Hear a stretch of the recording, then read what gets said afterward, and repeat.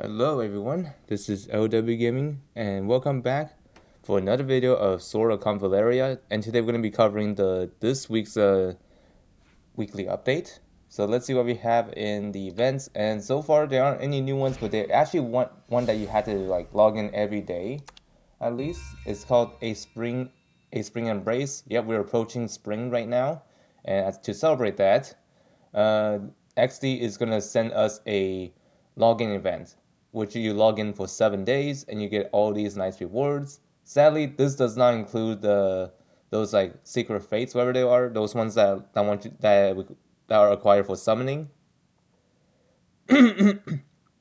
So yeah, we don't get any of those this time around, which is a bit of a bummer. But we do get some nice rewards on top of that. So better than nothing. Better better with like something that better than nothing, you know.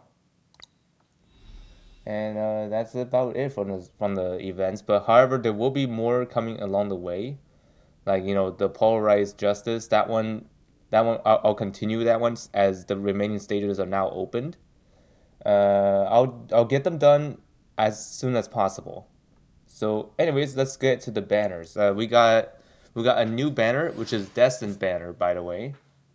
And last time I forgot to cover this, but along with the debut banner from last week, this banner is features her weapon is also available this time around, which is pretty nice. And then and also we got a new Destined banner. This one features Homa and Momo. Yep, these two characters that are available, and I do happen to have Momo previously from the one of those like special banner where I can choose wherever I want. Momo is one of them. The other one was Simona. And funny enough, I got Momo on that banner, which is pretty awesome because I now have her full kit. I'll be able to show you. But as for Homa, I don't have her, so that means I won't be able to show her full kit this time around. But I will show you what it is featured in the overview. So let's see what this is about. So first off, let's talk about the initial attributes. Like, I mean, this is what she looks like initially. Looks pretty nice. And this is what she looks like as a 5 stars, which I think most of you probably seen that already from her debut video. So I'm gonna give you a quick brief of what this is. So the best partner is her trait, which will basically it makes her ignore block, and then her physical attack is increased by 20%, and also as long as she is healthy, like which is 100%, I think 100% HP, no, no less than 70%. I mean, as long as you're above that range, you can have an extra movement of 1, so you can have a 4 mobility instead of 3. And then after her or ally Balur is with perform a single target attack. I mean, Balur will be called to attack again, which is nice, which will allow her to be able to like do more stuff on there, and then stealing 2 random buffs after attacking, which is pretty amazing for you, of course, but not for the opponents. And then tangling flying knives. This one is a single target attack that does like a full damage, and you can move again after attacking, with the distance with being the remaining movement +1. And then there's this one's basic, by the way. This one is one of the skills. Instant skill. Homa makes Balur stay on the target, grants them move 2 up and jump, and also both gains attack 2 up.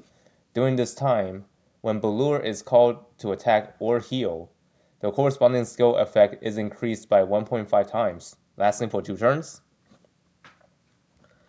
And then there's also this. Homa can select to use Balur, Barul attack or Cool Breeze.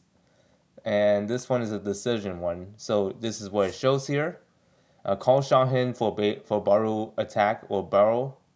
I don't know how you pronounce that. I'm sorry I butchered it. Anyways, call Shahin to deal 80% damage to a single target and inflicts blind and physical defense 3 down, lasting for 2 rounds. Calls Balur to deal 40% damage to all enemies within 2 tiles of Balur, with a 50% chance to inflict blind for 1 turn. Yeah, that is interesting. And then if you chose Cold Breeze, you get to call Golly to heal the targets for 70% of the caster's physical attack. And this will dispel healing block, by the way, before you heal. Which means that even though if you heal blocked, yep, this skill doesn't really care. It will just heal you right away. And also calls Balor to heal all allies once more. So if you already healed once, Balor's gonna come in and heal you once more, which is nice. Let's see what else is there. We also have the Harmony. It's a passive skill. At the end of the turn, if basic attack or skill is used, heals all allies within 2 tiles of the character for 20% of her physical attack, and dispels one debuff. Pretty nice. And we also have Hush Alarm, Hash, Has Haronium Carnival. Anyways, that word is kind of complex to pronounce. And this one will have Homa grants a disturbance to the target and to the ally below is assisting. They then each deal 60% physical AoE damage to all enemies within 2 tiles, additionally inflicting active skill block and passive skill block on enemies within the target's range. All effects last for 2 turns. After casting a skill, Balor stays with the target for 2 turns. Oh my goodness. Yeah, that skill is powerful indeed. And for the factions, she is part of Drifter and Aggression. And she is a breaker, by the way. And finally, we have Momo, which we will discuss about what she does here. I think I'll show this one briefly before I get to her full kit. So this one, what it does is that all enemies within 4 tiles, Momo takes 35% more DOT, which is damage per damage. It's like something like tick damage, I would say, like from Scorch, Infection, Life Loss, uh, stig, Stigmata, and also a Corrosion. Like all those debuffs that you get that takes damage, those one counts as DOT. So we have, which is pretty nuts. At the end of Momo's turn, she gains 2 stacks of repulsion barrier, which basically give her the ability to reduce damage, which is nice. And then you can have this one stack up to 5 times. And at the start of the battle, she also gains 3 stacks of repulsion barrier, which is pretty interesting because at the beginning I don't think she gets that kind of perk. No, I don't think so. But as you level her up, you will be able to see she starts with a barrier, which is the perk that she comes with. Erosion Force Field. This is a reaction skill. When Repulsion Barrier blocks a melee attack, Momo performs a strike back, which deals 70% magical damage and inflicts 1 stack of infection. Ooh, that sounds pretty nuts. And there's also Misfortune Erosion. This is the AoE damage. It does like 65% AoE damage to all enemies within the 3x4 area, within the direction you're aiming at. And when Momo has Doom Waken, the target immediately receives infection damage after being attacked, and half of the infection stacks are removed. So yeah, the infection is actually devastating for your foes. If your opponent is like low on HP and they have infection, they will take that damage immediately, even if it's not their turn. So yeah, that explains why Momo is able to kill those guys immediately despite their HP still has some remaining. So yeah, that makes sense, I guess. And there's also repulsion application. This one does AoE damage, depending on which one you choose. Like either you can choose like either pull your enemies towards you or push them away from you. Either one of these works, and this is powerful indeed because you will force them to make them fall off the cliffs if you play it right. That is. And there's also Erosive Power. It's a passive skill. Damage increased by 10%. After dealing damage, inflicts 1 stack of infection on the target.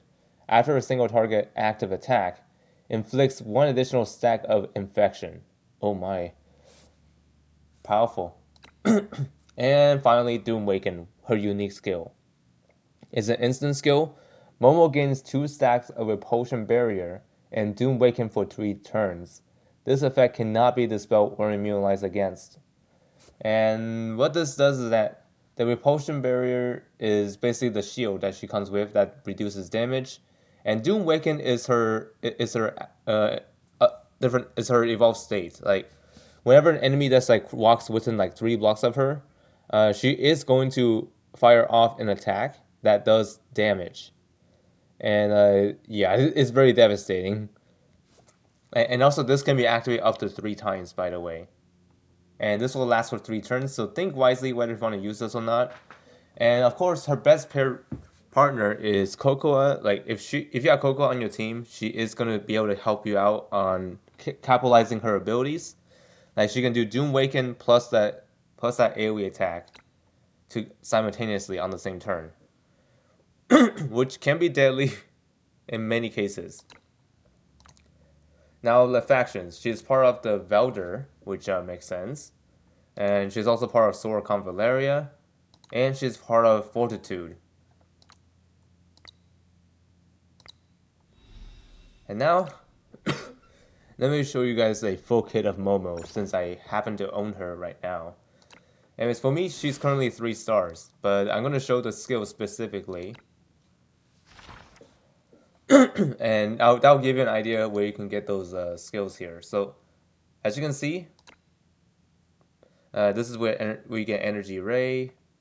And you may pause the video if you want to see it for yourself.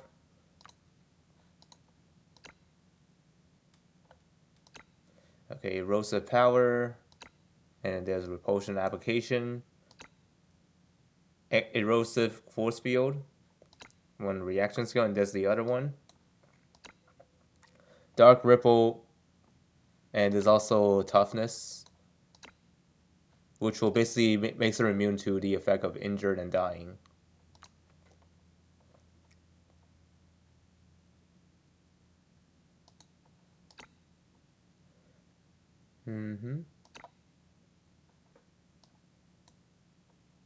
Okay, so that's where that sleep comes from. Interesting. Yeah, so hopefully you all have a rough idea of what you get from unlocking Momo here, if you happen to have your hands on her.